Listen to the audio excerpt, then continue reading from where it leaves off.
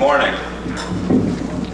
To the 30-odd people to whom knowing more about space transportation is of greater significance than getting sleep or eating a good breakfast, I'm going to give a very brief kickoff talk, self-introduction, before introducing our distinguished and knowledgeable speaker for the morning.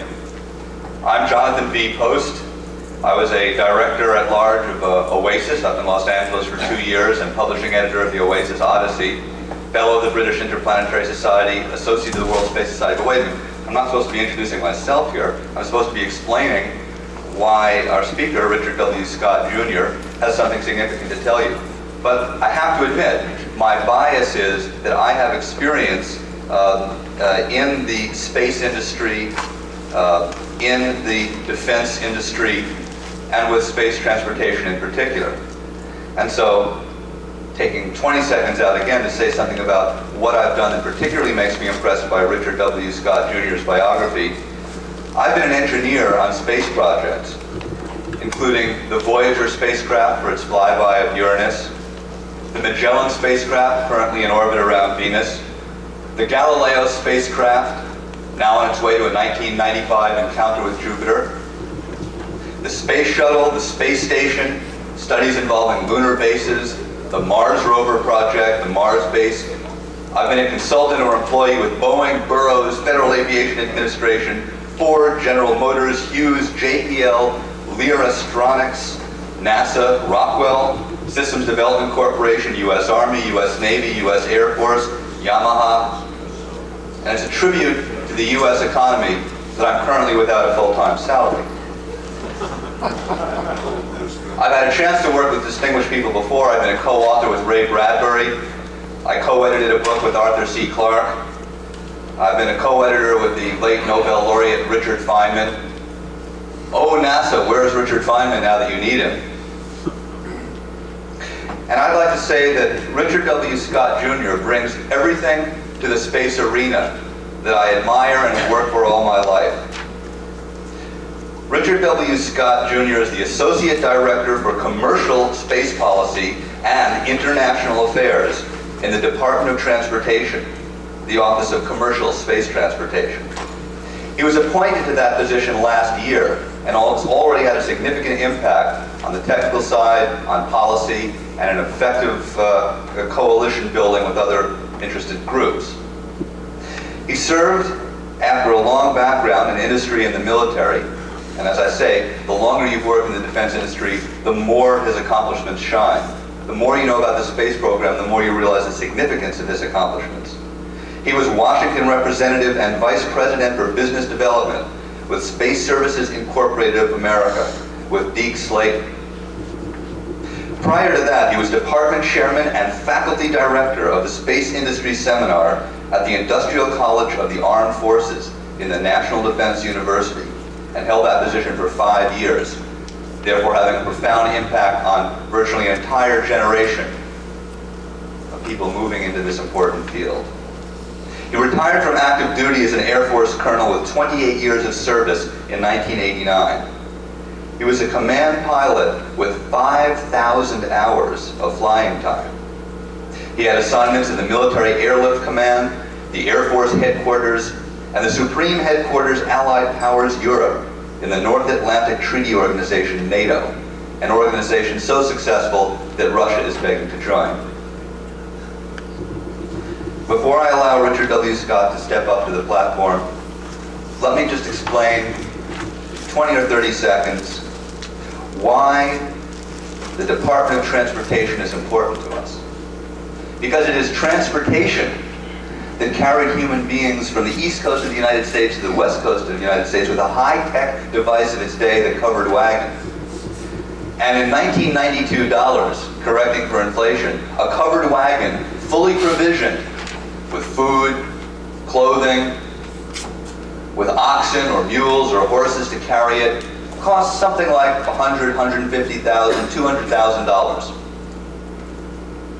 Sell your house, sell all you own, put it all into the covered wagon, use this high-tech, efficient transportation, low-cost device, head out to the unknown territories of Southern California, Northern Washington, wherever. And this means to me that as soon as the launch costs of getting a family into orbit or to the moon drop to $100,000, $150,000, $200,000, exactly the same historic and personal and political forces that drove people to settle the western United States will drive people to colonize low Earth orbit, the moon, and eventually Mars, the North Pole of Mercury, if there really is ice there. I've got a paper about that you can pick up later. And the entire solar system. And just as some people died crossing the West in those covered wagons, people have already died in space transportation. And the public doesn't really understand that. But those of us who work in the industry and who have the dream know that people will die in orbit. People will die on the moon. People will die in the rings of Saturn, and people will die with the last sight they see being the great red spot of Jupiter.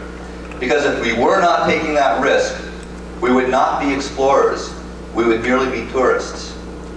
And now to explain the true future of space transportation, a very distinguished guest, Richard W. Scott, Jr. Thank you.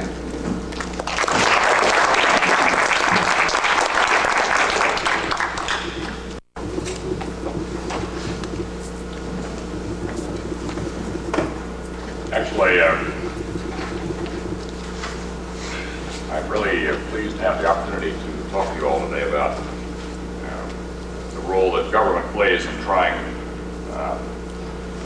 to facilitate and develop and make the kinds of things happen that organizations like yours are all about.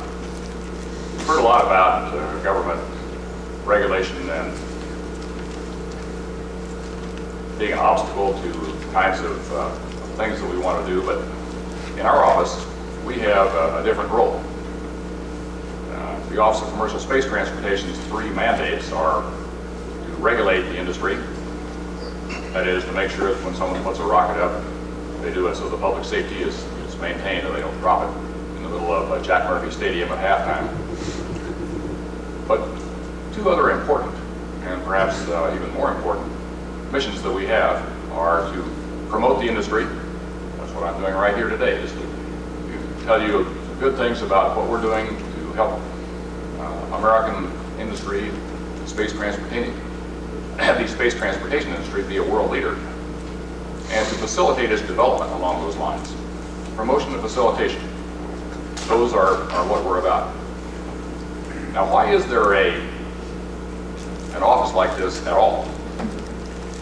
In about 1980, down in Texas, a man named David Hanna, a real estate developer, but a man with a dream, looked around and he thought, I think there's a way to make money commercially launching payloads into space. It had never been done before. NASA and the Air Force were the only games in town in the United States. But here was a man who'd made a lot of money doing things that people thought were long shots and making them pay off. So he thought, I think the time might be now for us to try to undertake a venture to make money out of space. So he attracted a group of investors. He was a graduate of Rice University there, and Rice being one of the most prestigious schools in Texas, a lot of its alumni are very influential and have big checkbooks. And with a backer of a wealthy guy named Winnie Lee Todd, and a number of other of the Rice, so-called Rice Mafia, as they're known as down in that part of the country, they put together enough money to decide to do the first privately operated launch in the world, as far as I know. So their first effort was a kind of a pioneering effort, like a lot of efforts are. They got together a number of young hotshots, engineers, guys with lots of smarts but not too much experience, who had the idea that you could make a liquid engine and convert it into a design that would be successful. Well, unfortunately, they had the same problem that the AMROC folks had. They tested in the desert and they tried to operate it in the damp Texas Gulf Coast. Liquid oxygen will freeze and it froze some vital parts, and the thing blew up during tests, just as happened at AMROC at Vandenberg. 8 years later. So Hanna was the guy to move forward. He parted company with this group of engineers, and he called up another guy, another very distinguished American, Deke Slayton. And he talked to Deke about his dream, and Deke said, well, you know what, we don't have to reinvent the wheel. There's a lot of technology out there. We've been doing this stuff for a long time. Why don't we get a solid rocket?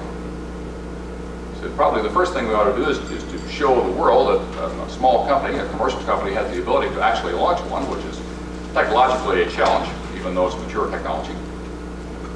So they acquired an Ares rocket from NASA. They bought it. They could have, if they wanted, just gone down to Matagorda Island to the ranch owned by one of the investors, stood it up and lit it off. Because at that time, there were no laws governing launch of spacecraft by private citizens. No one had contemplated the idea of a private launch from a private launch site. The only thing that existed was the Outer Space Treaty that says that nations will regulate the activities of their citizens with regard to space activities. But there were no implementing legislation, there were no regulations, there was nothing. So instead of just thumbing their nose at the establishment and lighting the rocket off, they were trying to start an industry. So they went around to Washington, they went around to 14 different federal agencies, explaining to them what they had in mind and asking them what their concerns were and how they might wind up not incurring the wrath of the government after the fact. They went to the State Department, they went to the Defense Department, to NORAD, to the Navy. They even had to go to the Bureau of Alcohol, Tobacco, and Firearms because the igniters that they were going to use were actually fell under the munitions list. There were all kinds of clearances that they had to get. It was a very cumbersome process, but nevertheless, in a period of about 5 months, they had a countdown down there in Matagorda Island, and in 1982 they lit that thing off, and away it went. Now, it wasn't an orbital launch. What they wanted to do was a technology demonstration to show a small company could actually launch a rocket. It actually went into a suborbit about 350 miles south downrange in the Gulf of Mexico and landed in the water. But they showed that they had the technical ability, using Deke Slayton and the group that he had assembled, to be able to launch a rocket. It was the first time it had been done, and history was made. That was the time when people in Washington got thinking, you know, if this catches on, we can't have people going around to 14 different agencies trying to get clearance for every launch that might take place. We should establish a single point of contact for that. We should establish an agency that a company could do a little one-stop shopping. And the agency, we'll call it the Office of Commercial Space Transportation. Where should we put it? Well, people said, well, new business. Sounds like Commerce Department to me. Malcolm Baldrige was the secretary then. Some other folks said, it's transportation. Maybe it ought to be in the Department of Transportation. So between Secretary Baldrige and Secretary Dole, they couldn't agree between them, so they actually went to the president, Ronald Reagan, and they debated in front of him as to which agency should get it. And Elizabeth Dole's case was the more persuasive, and so the Office of Commercial Space Transportation was established within DOT, initially by a presidential directive, and then later confirmed by the Commercial Space Launch Act of 1984, which has subsequently been amended 2 or 3 times to try to clarify various things. So that's how our office came into being, with the role of regulating the operation of the industry to preserve the public safety, facilitating its development to make sure that government policy promotes to the maximum extent possible the development of the industry and promotion. For example, we had a large display at the Paris Air Show, which was for the entire industry. We're going to have that same display down in Singapore in about 2 weeks. We also have it at various other places, and people from our office, as I'm doing now, come out to try to put out the good word that the U.S. industry is a world leader and it has prospects to remain that way. Now, I think when we say facilitate the development of the industry, that sounds a little arcane. What does that really mean? We really operate within 2 primary areas in our office. We operate within the National Space Council and Security Councils on one hand for domestic and overall policy development. And then we worked with the United States trade representatives on international negotiations and negotiations regarding space transportation agreements and trade. What kinds of issues do we work? Well, some of the issues that you've heard about already are ones that we are involved in the so-called interagency process. The way this works is, in the Space Council, as in the Security Council, the president of the council is Vice President Quayle. The main cabinet offices that have space interests and consideration are also represented. Defense, state, transportation, commerce, NASA, the Office of Management and Budget, the intelligence community, energy, anybody that, any agency that has any interest or operations in space is represented at the council. We do most of the work at the staff level, that is, say, my level, and then finally raise issues up to a higher level if that's necessary. We have a number of basic policy developments that have come out as a result of the deliberations that we've had there. The commercial space policy, the policies that took commercial payloads off of the shuttle, unless the shuttle is the only thing that can do the job or it requires man tending. The commercial guidelines, the ones that establish the fact that the government should try to encourage the development of commercial space activities, including providing anchor tenancy for projects that look like they have merit and interest. And the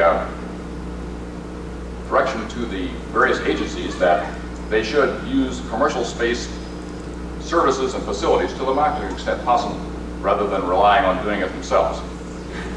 Now, some of these specific issues that we've been working lately and are working right now are the national launch system.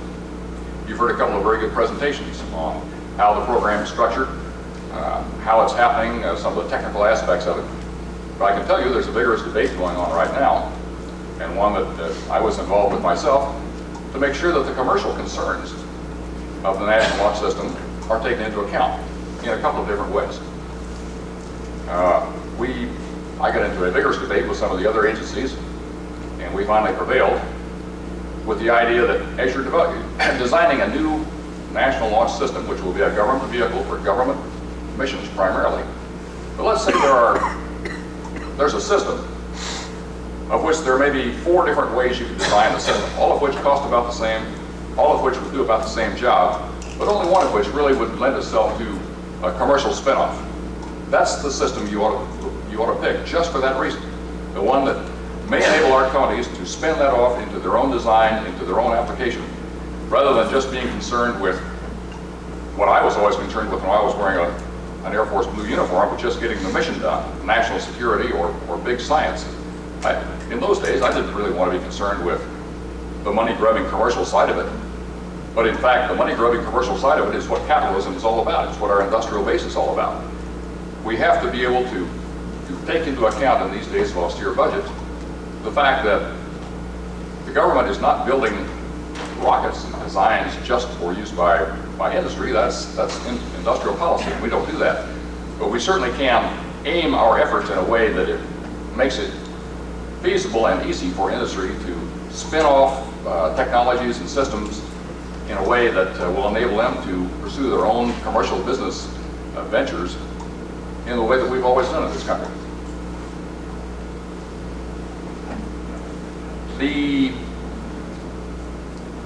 One of the issues that we debate with the program directors of the National Launch System is how much support does industry provide in this program?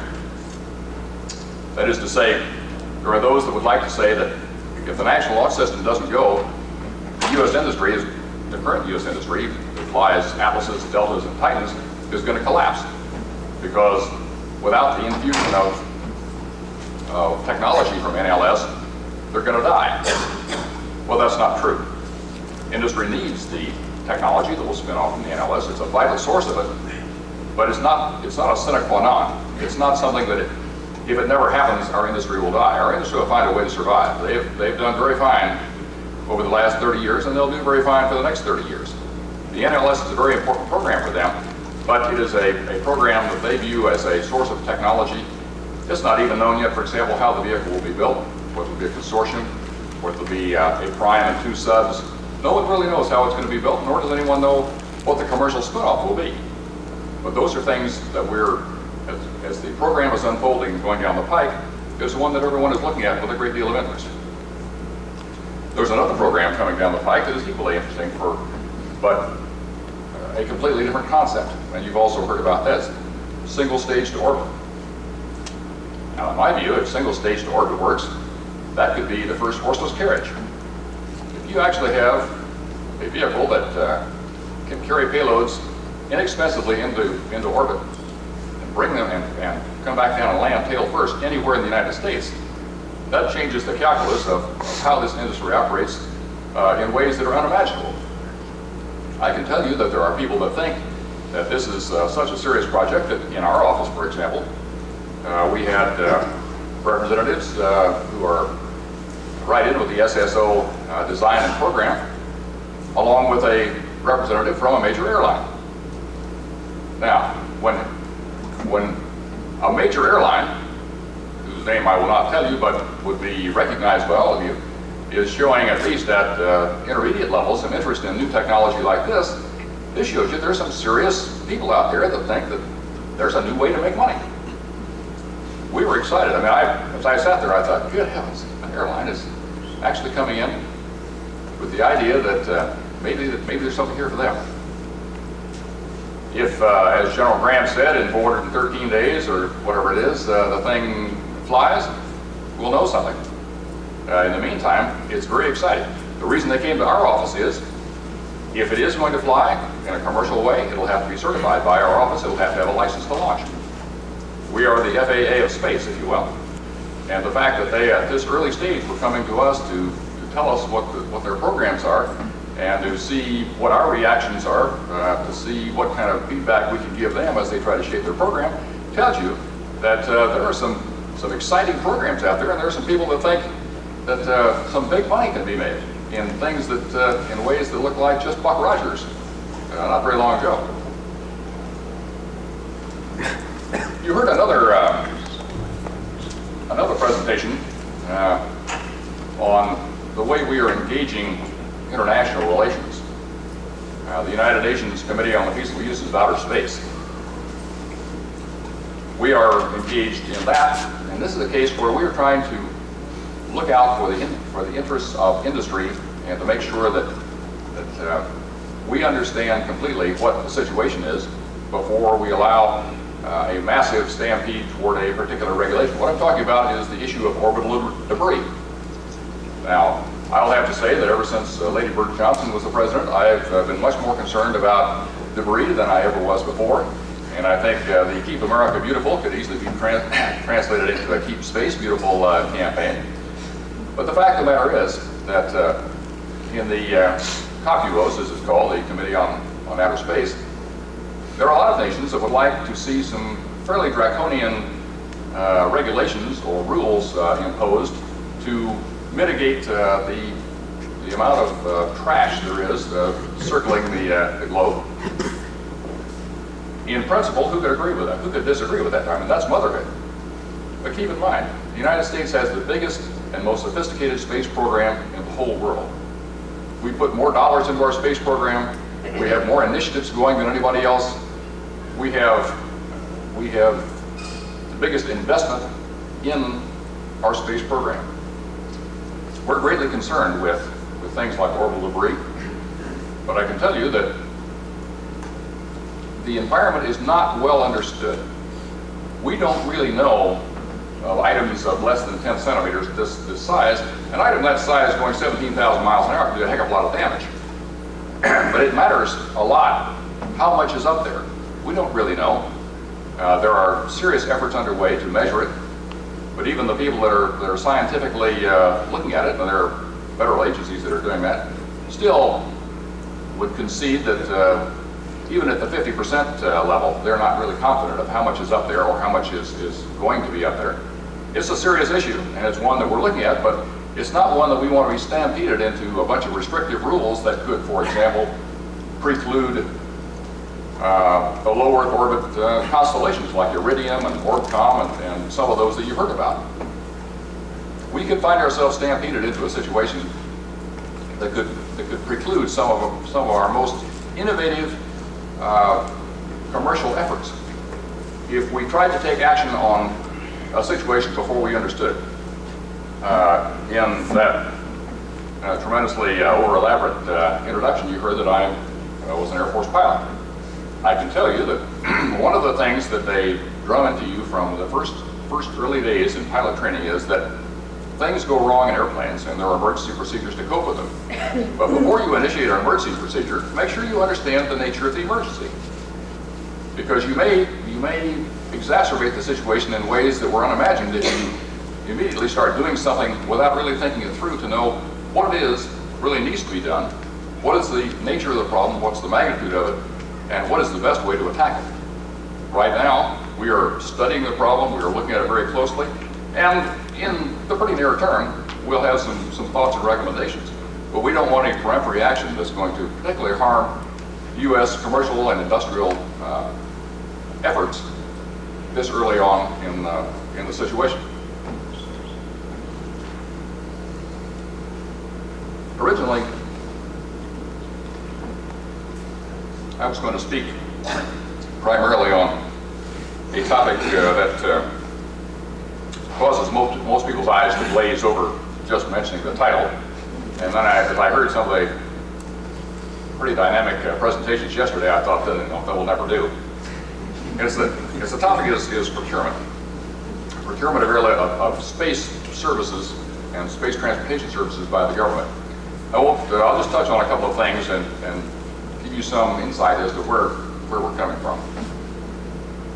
Up until a few years ago, the standard way the government did and got a launch was they bought a rocket from General Dynamics, let's say, and then with their own staff, their own people, they launched it. Well, that's a tremendously inefficient way to do things because you've got a standing army of people, you've got all kinds of government regulations and red tape.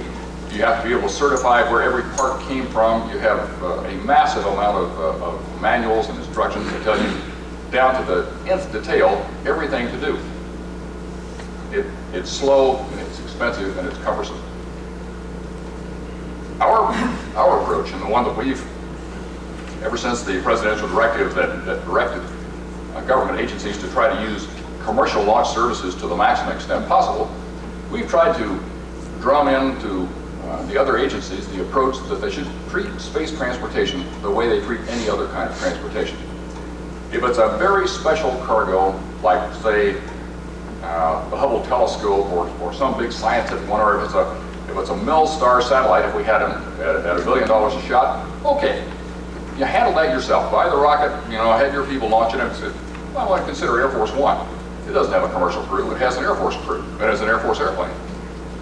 But the 200,000 troops and their families that we have in Europe, they mostly got over to Europe the way I did, with a commercial contract flight. We reported down to Philadelphia International Airport, got on a World Airways flight, and they flew us over there. There were no Air Force inspectors in the cockpit. That aircraft and crew was certified by the FAA as being able to do the job. Well, we're the FAA of space. We think that for most launches, take the Global Positioning System satellites that got a lot of good publicity during the Gulf War. That's the constellation's got 27 satellites. Well, we don't see any reason why the Air Force shouldn't just call up McDonnell Douglas and say, look, we got these 15 satellites, we'd like them up in these orbits at these times, give us your price. They come back with a price, you dick around a little bit, and then you say, okay, we're purchasing your services. Now we're going to watch what you're doing. It's kind of like if you were having a house built from scratch, you wouldn't simply write the contractor a check and then 8 months later come up when he said it was ready. You'd want to see in a general way how things were going to be satisfied, but that's about all the oversight that's really necessary. We think that if you buy the airlift service, that is the space transportation service, that is you buy on-orbit turnkey service and let the contractor do it the best way he can within the price he negotiated, it's less time consuming, there's less paperwork, they make more money, and it's good public policy. I have debated with some of my colleagues on this. In fact, a couple days ago I was talking with a chap up at the Air Force Space Division, and I was articulating this argument, and he said, well, you don't understand. He said, we can't accept failure. We can't have a failure. I said, well, I certainly understand that. Let me put this to you. When the military airlift commander contracts with World Airways to fly U.S. troops and their dependents to from the United States to Europe, how much failure do you think he's willing to accept? Well, the colonel I was talking with didn't like that at all. I said, there's going to be failures. Remember that ghastly accident about 5-6 years ago when 250 soldiers were killed in Iceland? Accidents happen once in a while. But it doesn't mean that you shouldn't ever do business that way. It doesn't mean that the military airlift command C-141s and C-5s should do all the hauling of troops. It's just good business to utilize commercial services for the government whenever it's possible. When NASA or the Air Force or anybody wants to ship things by truck, they don't have their own guys sitting up in the cockpit or up in the cab. Now, you call it the trucking company. They've been certified by the Department of Transportation as being able to operate their equipment, and their equipment itself has been certified. You write a contract and you let them do their job. That's good public policy. So we have these continuing sorts of arguments with other agencies that they should minimize the amount of oversight of the launches of their satellites and other payloads, because it's better for them, it's cheaper, it's faster, and we think in the end it's better. That's all I'm going to say about procurement. For those of you who have been about to doze off, we'll move on to something a little sexier, like cooperation with Russia. Actually, I was thinking about that movie, From Russia with Love. There may be a whole new meaning to that as we go into the 90s here. DOT has an industry advisory group, the Commercial Space Transportation Advisory Committee, ComStack as it's called. It's congressionally chartered to provide advice to the Secretary of Transportation through our office on what industry concerns are. And we try to take those concerns into account as we're shaping public policy. Now, one of the things that in the last meeting that they had, which are semi-annual, some of the representatives of industry were saying, with all that's going on over there ought to be some business opportunities for U.S. industry. I mean, they got a lot of hardware, so be happy to sell you as much as you could buy. They got some infrastructure facilities there that would be prohibitively expensive to try to duplicate here. They got some wonderful scientists over there. I mean, some of the best brains on the planet Earth are in Russia right now. They've got some technologies that, whereas generally our technologies are sexier and more sophisticated, there are some areas where they do it better than we do. And those are ones that are worth pursuing. So we have two venues going on in which we are trying to explore this. We have a Space Council work group that is looking at different ways in which we might engage the Russians. The Department of Commerce is proposing a technical mission of, I don't know, maybe a couple of dozen industry reps and a few interested government types to go over and just see what's over there, see what's available, see what business opportunities there might be, see how they might be able to engage this chaotic opportunity that's over there on an industry-to-industry basis.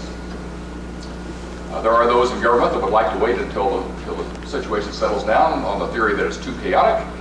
But on the other hand, it might be chaotic in the world in the year 2005 or 2010. I don't think we can afford to wait that long. There is substantial indication that there are a lot of Japanese and Germans that are cruising around through Russia trying to see what business opportunities they can make for themselves. You can imagine, if you want to think of a scary scenario, think of all those Russian scientists and all that infrastructure with a lot of Japanese capital and money behind them. Now that is a combination that would make anybody wince if they really want to attack the U.S. global market in a competitive and commercial way. In any event, we are assisting the ComStack in trying to do initially just kind of an inventory of what kinds of equipments and facilities might be available, what kind of marketing opportunities. We expect to have a draft report for the ComStack in the next couple of months. We are using a contractor there in Washington that has quite a bit of Russian experience. And so that's the first of many steps to try to see what's over there, what are the business opportunities, what are the chances for us to maybe lower the cost of access to space in our own operations. They do some things better than we do, principally because those are the kinds of things that they pursued and we didn't. In most areas where we pursue the same thing, we usually get there first. But there are some areas that they've got some good ideas.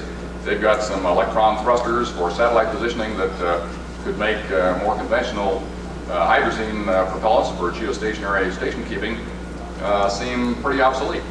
So there are just a lot of interesting opportunities here that our industry is trying to engage, and we're trying to help them. Another sexy title is Nuclear Power and Propulsion in Space. Now, coming from a military background, the idea of nuclear power propulsion is something that I am used to and have lived with. I have carried nuclear weapons on my aircraft. I've been around the idea of nuclear capability and capacity, but to the civilian world, when you think nukes, you think Chernobyl, 3 Mile Island, Hiroshima. Nothing good, all bad. But in fact, we had some DOE people come over and talk to us. There are a lot of scientific missions that can't be done with any other power source than nuclear power. And in fact, a lot of our current Galileo and a lot of the current probes that are going way out to the deep planets, they just couldn't get power from any other source. Batteries are too heavy. What you get beyond about Mars, solar panels don't work. A little nuclear reactor is the only way to do it. And there are also some technologies out there that suggest that they also could provide some propulsion as well. I don't think we have the technology to actually do a lift-off from Earth using nuclear power. You'll still have to do it in the conventional way. But once you get away from the gravitational pull of the planets, then you got a nuclear source of power is one that we see as perhaps the only alternative in trying to go out to those outer probes. We are engaged with the National Space Council and the National Security Council as to what the U.S. policy should be on that. Right now, we don't have a policy on nuclear power and propulsion in space. We're trying to determine, should we have one? And if we do, what should be the basis of the policy and what should be the aim of it? Those discussions are still ongoing, but those are the kinds of issues that our office gets involved in. And we're always there to protect the commercial interests of the industry and of the citizens.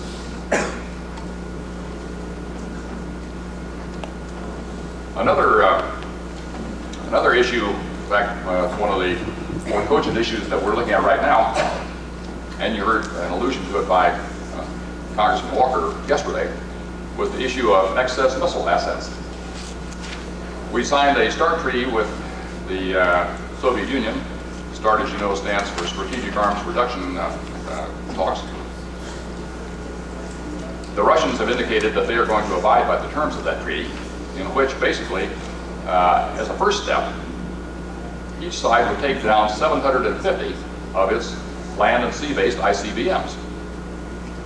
With some discussions that Yeltsin and President Bush have had lately, it looks like a lot more are going to be included in that as well. So you could easily be looking at 1,500 to 2,000 ex-ICBMs suddenly being taken down. Now the question is, what do you do with them? Well, Congressman Walker said, well, you got all these free launches out here. One of the things in the Security and Space Council that has to be done is the Defense Department has to give options to a review of disposal options to the council. It says, What's the impact on national security? What's the impact on proliferation? What are we actually going to do with them once we take them out of the silo? You got to do something with them. Are we going to destroy them? What are the environmental impacts? What are the technical aspects of this? On the other hand, we weighed in and said, look, you can't just consider that. You have to consider what are the potential economic impacts? What are the benefits if 1,500 ICBMs minus the warheads become made available to anybody that wants to do a launch? What's going to be the impact on the launch company? The companies that manufacture Deltas, Atlases, Pegasus, Titans. All of a sudden, the demand for that is going to be pretty low. Not to mention the companies that make the motors for those. Viacol, Chemical Systems, Hercules.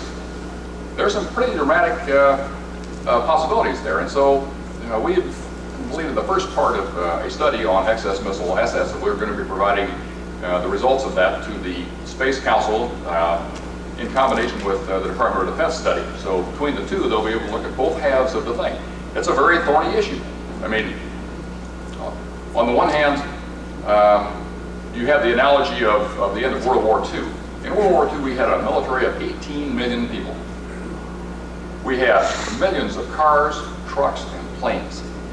Now, when the war was over, now I was just a kid then, but there may, Max, I don't know, maybe you're a little older than I am, you may remember this.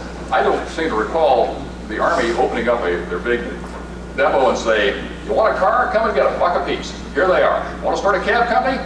$100, you can have a fleet of 100 cabs. How about an airline? We got 50,000 transports here. You want to start your own airline? $100 a piece, come get them, fly them away. Sounds like a great way to stimulate the economy, doesn't it? When you got all these free planes, all these free trucks. But that's not what happened at all. Because if that had happened, you could imagine what would have happened to the automobile industry in Detroit. What would have happened to the aerospace industry in Southern California. These are issues that the analogies are valid as some people say them. On the other hand, there are other people that say, gee, if you just made that available, gosh, all kinds of new opportunities might present themselves. If you got the cost of lift down to next to nothing, gee, it's impossible to say how much stimulation to the scientific and commercial industry would be made possible. Somewhere in between lies the truth. We do not have a position in DOT with respect to this issue yet. We're still providing more, getting more information. We're trying to look at what are the implications of having to destroy these, because you're going to have to destroy a substantial number regardless. There is too darn many. I mean, they just couldn't be used unless you were just going to sell them off to fireworks vendors as a finale for the 4th of July or something like that. So these are the kinds of issues that we get strongly involved in, and they can have a profound effect on the kinds of things that you're doing.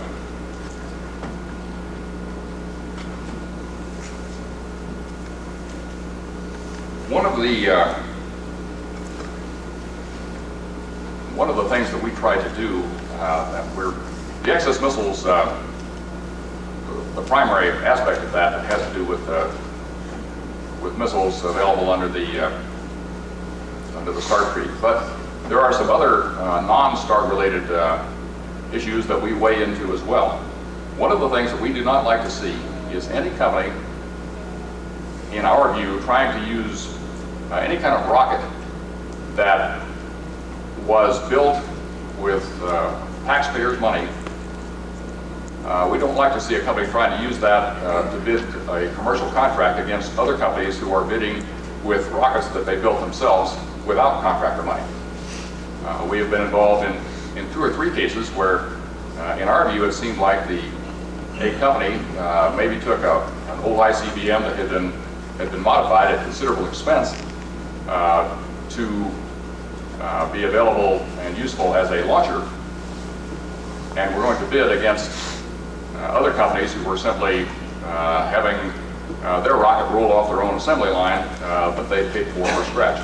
Whenever we see a company trying to leverage taxpayers' dollars to put them into a more competitive position against the other members of the industry, we weigh in very hard. We are a watchdog in the industry to make sure it's a level playing field. We want the whole industry to prosper, but we want it to be a level playing field, and we don't want anybody leveraging taxpayers' dollars to an unfair advantage.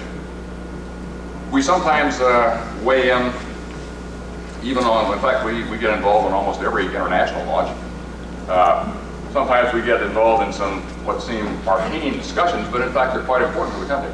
Take Orbital Science Corporation won a competition to launch a satellite for the Brazilians. Okay, it's a commercial launch. It's going to have a license. However, it's going to, the question is, where is this license going to become effective? The reason that that's important is because once they buy a certain level of insurance that we specify, the law will provide them a tremendous cushion of assurance above that if something really catastrophic should happen. So it's in their interest to have the license begin as soon as possible. In this particular case, they're going to be leasing the B-52 and its crew from NASA. They're going to take off from Edwards with a refueling stop, fly to the Cape, arm the Pegasus rocket that will be hanging under the wing, take off, fly out in the South Atlantic, and at about 40,000 feet they're going to drop the rocket off. It'll fly up into Earth. The question is, where does the license start? Well, we've had some very interesting policy debates because in the view of the company, they like their license and their protection to start at Edwards. On the other hand, NASA has the view that they think since it's their airplanes, if they're controlling it, they're the ones that are going to do the launch and make the final decision when the launch is made, that they are in control, and therefore the license probably shouldn't start until they drop the thing off the airplane. We have a somewhat intermediate view. It may sound arcane to people outside the immediate area of sphere of interest, but we are in there to make sure that the position and that the concerns and competitiveness of our companies is maintained to the maximum extent possible, and that government interference is held to a minimum. We think that's the way in which U.S. industry has the best chance to survive. We talk a little bit about the international aspects of our job. We operate primarily in support of the United States Trade Representative. The USTR, Carla Hills, reports directly to the President. It's an independent agency like OMB and several others. She has working for her a number of deputies who are in charge of the various negotiations that we have with other countries around the world and to participate in the general agreement on tariffs and trade. They also are the leaders in dealing with the Europeans, the Chinese, and the Russians on maintaining a level international playing field. Now, what do I mean by that? Well, in our dealings with the Europeans, our concern has been that the Ariane rocket family, which is developed 99% for commercial uses, in our view, more than we think is acceptable amount of the non-recurring development costs have been borne by the governments of the 12 members of the European Space Agency. Ariane Space, who's their marketing company, would tell you that they are a commercial company. But the fact of the matter is, 75% of their stock is owned by various governments. So I don't know how commercial that makes them, but that's what they say they are. The facility they have down in Peru is a modern facility, but it's been done with a lot of, shall we say, support and funds that, in our view, don't necessarily come from commercial sources. Now, their answer to us is, well, gee whiz, I mean, you guys use former ICBMs. I mean, your government obviously contributed and invested a heck of a lot in making these three rockets, the Atlas, the Delta, and the Titan. To which we say, sure, we spent money for those facilities because we needed those for national security. Those were things that we used to protect our country. The Ariane rocket has never been used for anything except commercial purposes.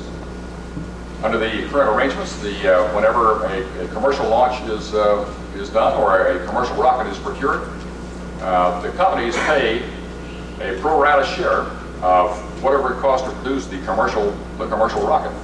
When they launch from government facilities at the Cape or at Vandenberg, they pay the Air Force a fee for the direct services and for the cost of doing that launch. we think they're operating in a commercial way, and we're trying to get the Europeans to see it our way. Now, the leverage that we have, and we do have one bit of fortuitous circumstance. I'm not sure how long this will last, but at least for the moment, we have a government payload market. The NASA and the Air Force together, and the Navy and NOAA to some extent, provide probably one of the biggest single segments of launch payload market in the world. And right now we fly American. All U.S. government payloads fly only on U.S. rockets. It's just like all the troops being deployed to Europe or the Far East fly on U.S. airliners. No one objects to that, and in fact we think that's the way it ought to be. Well, that government payload market constitutes a safety net for our industry, so that if they were eventually unsuccessful in international market, commercial market, and had to fall back, they still would have a sizable chunk of market that they could continue in the launch business. The Europeans don't have that. There are very few government European launches. The Europeans look over at the Chinese and they're terrified, because the Chinese are the kings of predatory pricing, and the Europeans see themselves as being driven out by maybe the Chinese, maybe the Russians. The Russians really get active in the market, all bets are going to be off. The Europeans would like us to work an agreement with them so that we could have a common approach to the Chinese and the Russians about how we're going to divvy up this international market. Competition. Now, right now, with they also would very dearly, and one of their opening gambits is always they would very dearly like to have access to the U.S. government payload market. Right now, our answer is, in Hispanic terms, no way, Jose. But it's not a law; it's a policy, and policies sometimes can change. Now, if we look at the Chinese, in the pre-Tiananmen Square days, an agreement was struck with the Chinese when it really looked like they were coming along toward democracy and the open market, that they were authorized, beginning in 1988, over a 6-year period, to launch 9 Western satellites. Heretofore, there had been a law prohibiting any Western satellites from being launched either on Chinese or Russian rockets. But the president issued a decree that they could have 9 satellites over a 6-year period, provided they bid on these launches at prices, terms, and conditions on a par with the prevailing Western market. What does this mean? Well, if you ask a Chinese what it costs to do a launch, he can't tell you any more what it costs to do a launch than one of our pilots in Desert Storm could have told you what it costs to shoot down a MiG fighter. Cost just doesn't figure into his calculus. I mean, he's concerned about getting the job done, but he didn't care about what it costs. That's the same way they are. They don't have a commercial economy, and they don't understand how they work, and they certainly don't understand the attribution of costs. We said, no, it has nothing to do with costs, it has to do with pricing. You offer prices, terms, and conditions on a par with those in the West. Well, I can tell you that their prices have been much lower than anyone in the West has any real, even by a stretch, thought that could be considered to be on a par. In my own office, we have a computer model in which we're trying to give some analytical ways of looking at it. At what point are their low prices no longer considered good sales and promotional actions, but maybe considered predatory? What I'm talking about is, in this model, for example, let's say you started out with a nominal price of about $45 million for a launch. There are reasons why you could offer a lower price. If, for example, you had to launch from a higher latitude, that meant that you had to maneuver to get to an equatorial geosynchronous orbit. So you'd have to use up some of your maneuvering fuel to get over the equator, which would mean that you'd have less satellite life left, which would mean the launch would be less valuable because the customer is going to realize less income. So he'd be willing to pay less for that. That's a reason for lowering their price, because their launch sites are pretty far, much further north than, say, Cape Canaveral is. That's one reason. Suppose there was a difference in what they charge for insurance. If they had to pay more for insurance, then that's a reason to offer a lower price, because the reliability is less, the chances of the satellite not getting where it is are less, and so it's worth less to the customer. Let's say there's a scheduling problem. Suppose General Dynamics could guarantee that they'd have that thing up in 3 months, and the Chinese said, gee, we don't think we can get it up before October, November. That's 10 months worth of revenue that's foregone by the payload customer. That's a reason for the Chinese to offer a lower price to compensate for that loss of revenue to the customer. There are some legitimate commercial reasons why they could offer lower prices than the mid figures that I quoted. But below some certain level, and we think we have an analytical way to get a handle on that, is strictly predatory pricing, trying to get whatever they can out of the market. I mean, from their point of view, they'd be willing to launch for $5 million a launch, because they don't know what it costs them, but they know that they could get market share. And after a while, they might find that their competition all went away, and then the price of doing business might go up.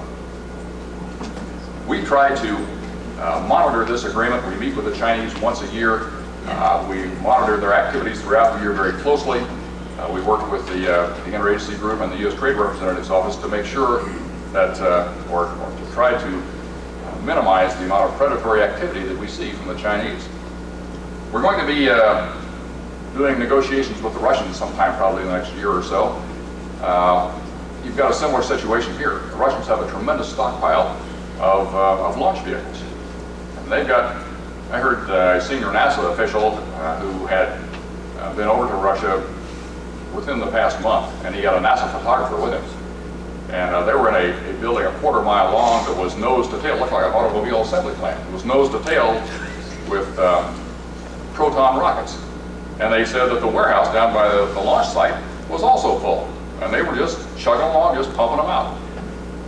They have not only a very robust manufacturing capability that doesn't require the extreme tolerances that we require, but they also have an ability to launch like that. I saw on videotape 2 hours and 30 minutes from the time a horizontally mounted Cosmos rocket, which is about the size of the Delta, left the hangar and went 3 miles to the launch pad, was stood up, fueled, the hydraulics were checked, the electrics were checked, and it launched. Unbelievable, in less than 3 hours. There are going to be some tremendous pressures. There already are tremendous pressures on the Russians to try to get some hard currency.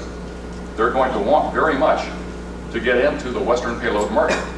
Now, they've been shut out so far because our policies, which were designed for the Cold War and were designed around national security concerns, say that no Western, that is, no satellites with U.S. components can be launched on a Russian or Soviet rocket.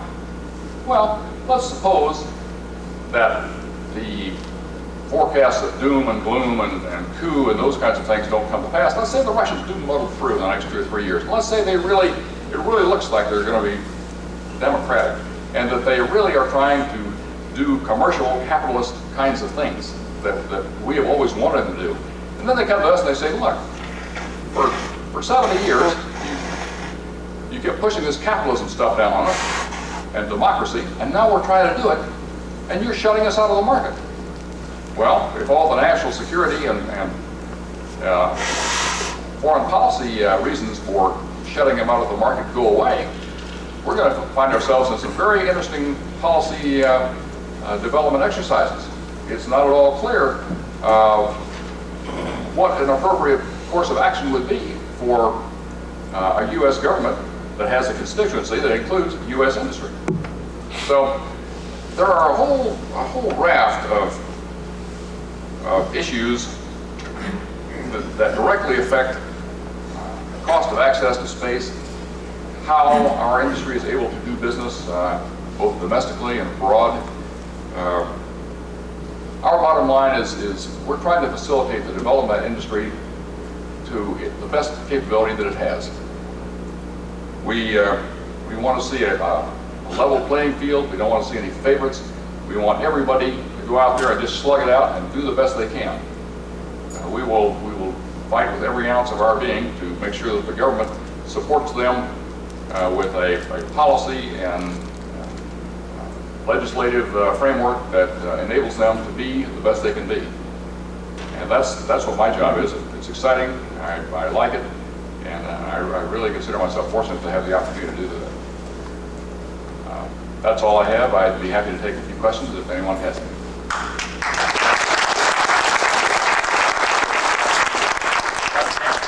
Yes, I've got two areas of concern I'd like you to speak briefly about. One is there are some reasons why one might not want to launch a commercial payload from a U.S. site, either because you want to go into a directly equatorial orbit or other reasons. And to date, the issue of U.S. licensing for, obviously the Edwards to Cape Canaveral to somewhere over the South Atlantic is a step in the direction of dealing with that issue, but I'd like you to comment on that. The second thing is a lot of what goes up is going to come down, either intentionally or unintentionally, and I'd like to ask you to talk briefly about the sorts of issues that arise when you talk about, the range safety issues, essentially. In the first instance, I don't know if I gave an inference that if you're an American citizen and you launch a commercial rocket somewhere, anywhere in the world, it doesn't have to be in the United States, you still get a license from us.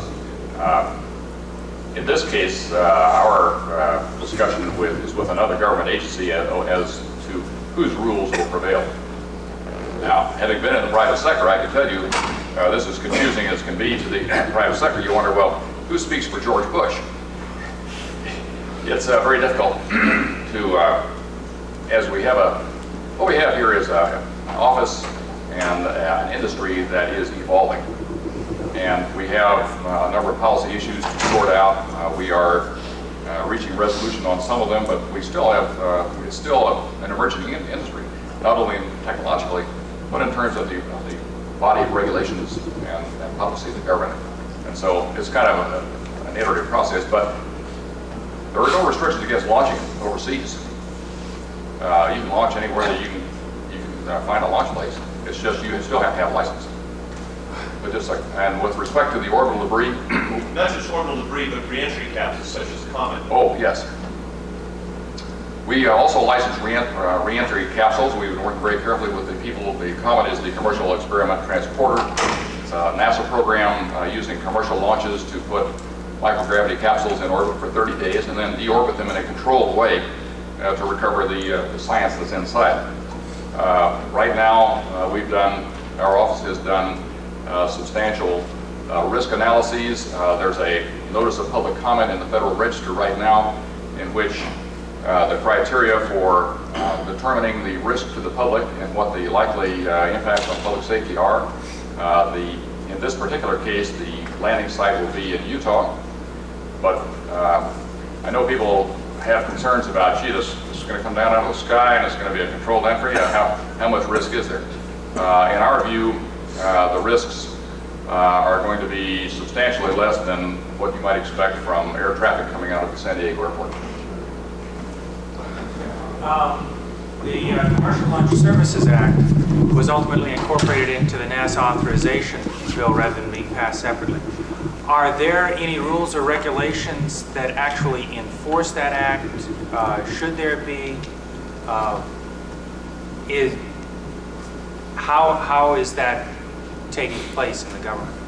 It's done through an iterative and discussive project. I don't think there are penalties, there are no fines or imprisonment or anything like that. It's my impression that the Space Transportation Services Purchase Act, which you were just mentioning, has no regulations written at all. In fact, when asked about it, NASA has said, well, we'll just use the bill as it says, and the bill has had effectively no impact at all. And the question is, one, how can we go about getting some rules and regulations written? And two, do you think this would assist the goals and objectives of the Department of Transportation?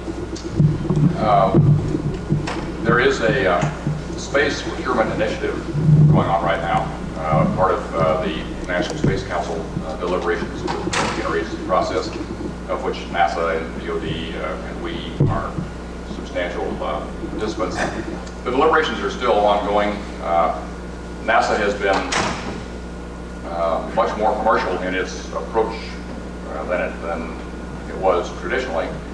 We have a different view as to what we think the desired outcome is, but in Washington, the interagency process is one in which it's a rule by consensus, or if consensus cannot be reached, then it goes to higher authority. So we're looking at that issue. We're not totally dissatisfied with the way they do business, but there's some things we'd like to change. Two questions, if I may.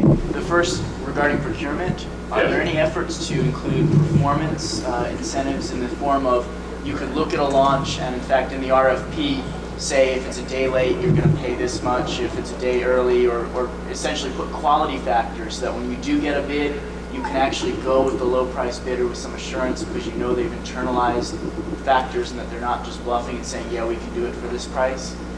Yes, there are. That's one of the kinds of incentives that are being looked at seriously.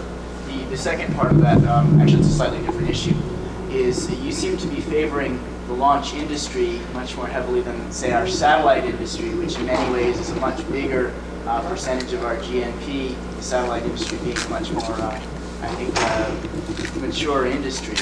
What about them? I mean, don't they have a right to access cheap launches? Well, first, let me tell you, of course, I'm from the Office of Commercial Space Transportation in the Department of Transportation, so that's our primary focus. However,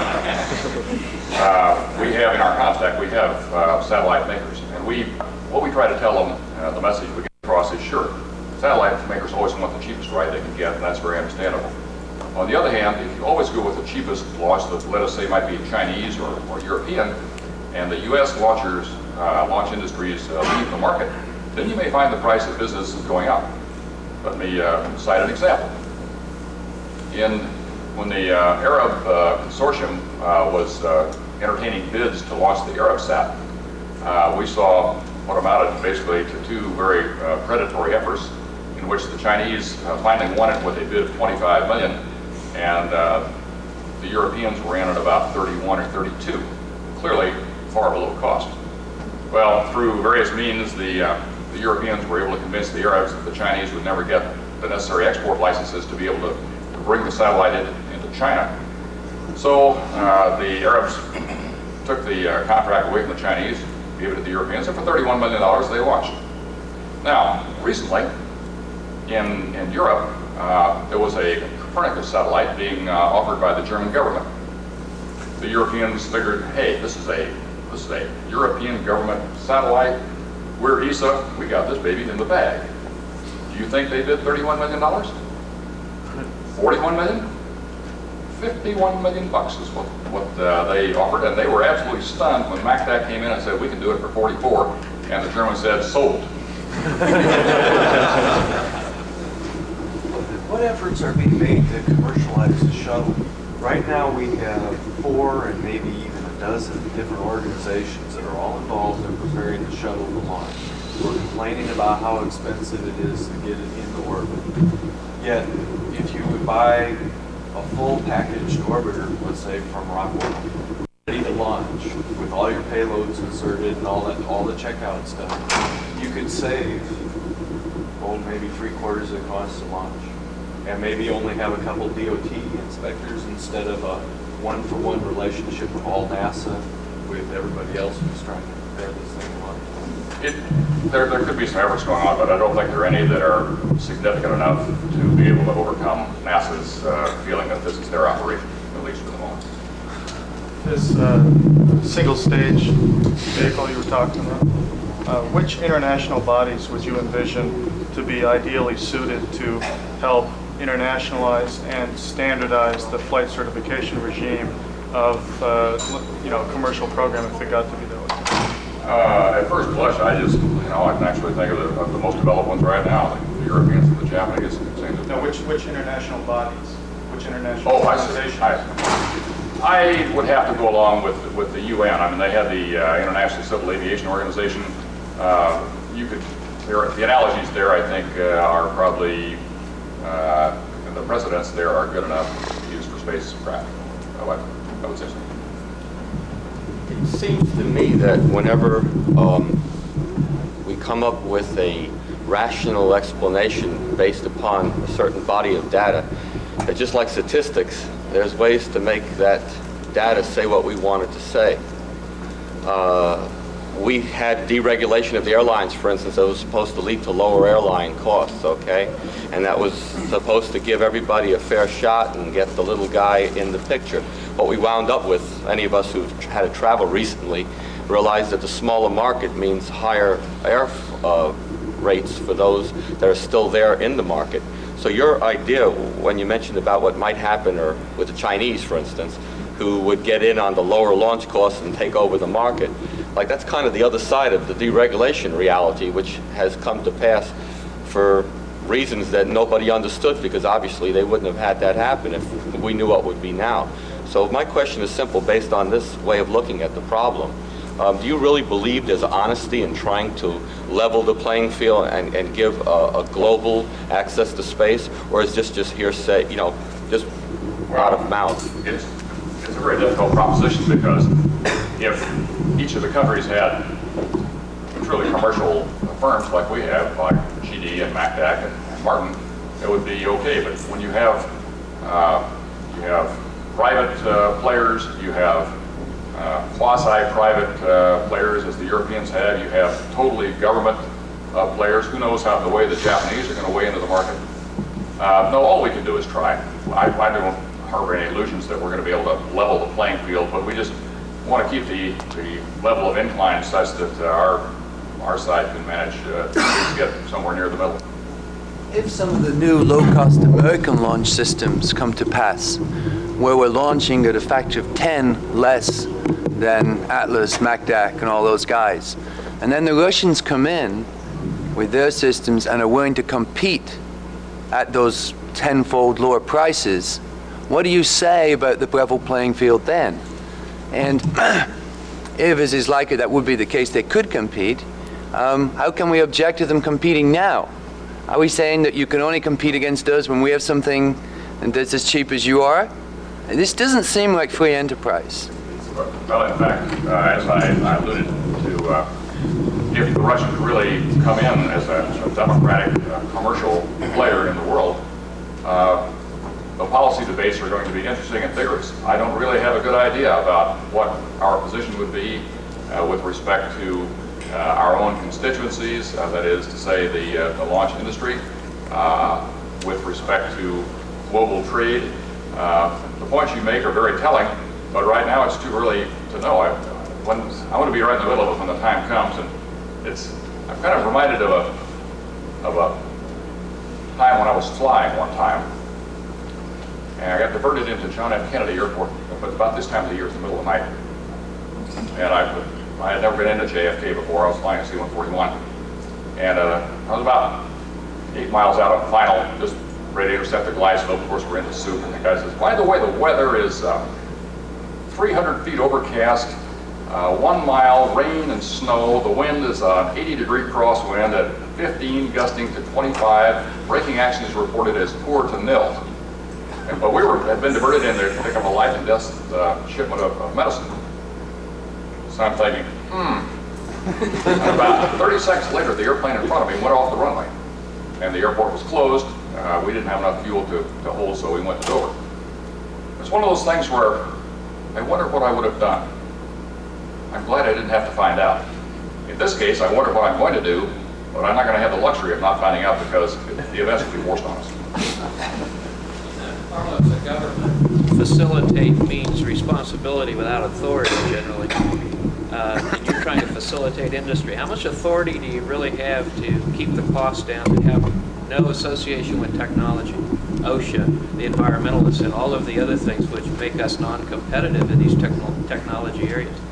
Do you have any clout there at all, any influence? Well, yes, we do have quite a bit of influence in the interagency process. I mean, if we have something we really feel strongly about, if we get the Secretary of Transportation weighing in, either with direct contact with the Secretary of the agency that is involved, or with through the Vice President. I mean, we have, it's a critical issue, and one that we think has profound, potentially profound and unfavorable impact and we think is within the scope of equity and fairness, we can weigh in very strongly at a pretty high level. Now, we're just a department, but how much of the influence and authority a department has depends on how active and vigorous they are in weighing in on the issues. We try to be very active. Are you a Schedule A or a Schedule B federal employee? In other words, if George Bush goes away, do you go away? No, I was Schedule B. Okay, very good. Last question. Yes. I was just going to say, you mentioned nuclear power as being one of the best sources to use, and are you speaking of nuclear fission? And if you are you aware of the nuclear fusion research that's being done now and the testing and experimenting toward having power with nuclear fusion right now? No, I'm not speaking of those kinds. I'm just speaking of where kind of like in a submarine where you've got a little power plant that generates, heat. And from the heat comes, various devices, comes power, and comes electrical power. So are you familiar with the research being done right now in nuclear with nuclear fusion at this time? No, we got a couple of nuclear, we got at least one nuclear physicist in our office. I've had a chance to discuss that with them. Thank you very much. I really appreciate the opportunity.